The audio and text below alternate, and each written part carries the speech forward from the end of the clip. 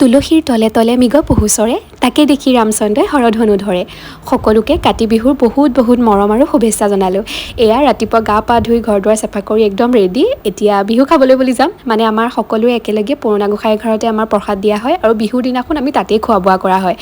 মা মই এয়া দুইজনী যোৱালৈ ইফালে এয়া সেৱা ল'লেই গোঁসাই ঘৰত বৌহঁতে চবেই সেৱা কৰি আছে, আমিও গৈ তাতে সেৱা কৰিলোঁ।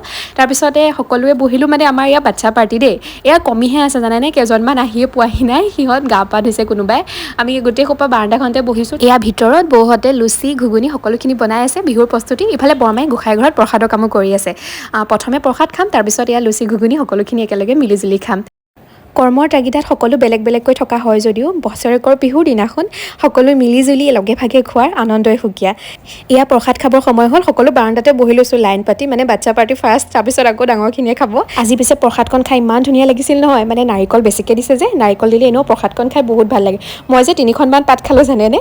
তাৰপিছত এয়া লুচি ভাজি খাবই মন নোহোৱা হৈ গৈছোঁগৈ। এয়া লুচি ঘুগুনি লগতে ডিম এটাও দিছে, চাটনি। আপোনালোকৰ পিছে বিহু কেনে গৈছে বুলিতো কি ক'ম ন, বিহুটো যোৱাই নাই, যিহেতু সন্ধিয়া আকৌ চাকি জ্বলাব লাগিবই, আকাশবন্তি জনাব লাগিব, পথাৰলৈ যাব লাগিব। আমিও পিছে পথাৰলৈ যাম বুলি ভাবি থৈছোঁ। চাকিৰ পোহৰত সকলো অসূয়া অপ্ৰীতি নাশক, পথাৰখন শস্য চামলা হৈ পৰক, তাৰে প্ৰাৰ্থনা।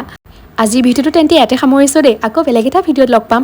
সকলোলৈকে পুনৰ কাতি বিহুৰ বহুত বহুত শুভেচ্ছা জনালোঁ।